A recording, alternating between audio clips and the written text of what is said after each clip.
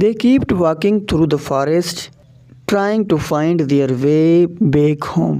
وہ جنگل میں گھومتے رہے اپنے گھر کے جانب واپس راستہ ڈھونڈنے کے لیے. But all their efforts were in vain. پر ساری ان کی کوششیں ناکام گئی. All of a sudden, they saw a huge black bear coming towards them.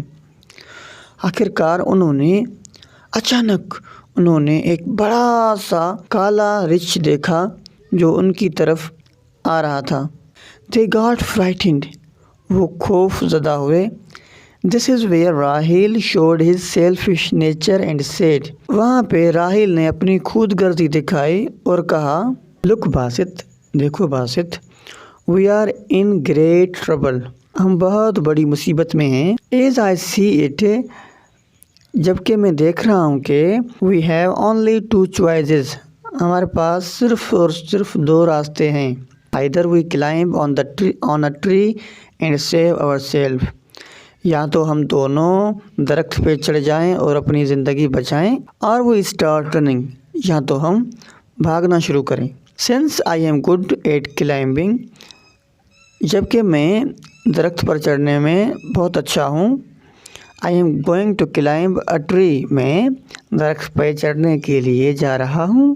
If you do not know how to climb, it would be a good idea for you to run as quickly as you can to save your life.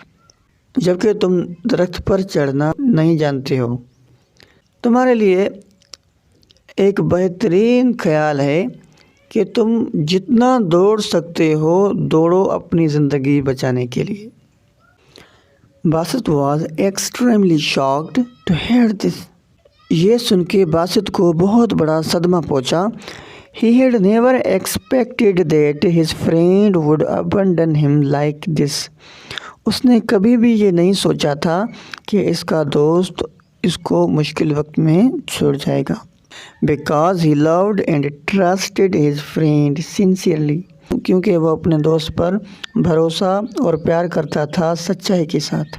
As the bear came nearer, جیسے ہی رچھ نزدیک آیا, Basit was paralyzed with fear. Basit خوف میں چھٹلانے لگا. Finding no other way, he quickly lay flat on the ground. اس کو اور کوئی چارہ نظر نہیں آیا اور وہ زمین پر لیٹ گیا. Stopped breathing, سانسیں بند کی, and pretended to be dead, اور مرنے کا ناٹک کیا. When the bear reached him, جب ریچھ اس کے نزدیک پہنچا, it smelled his body.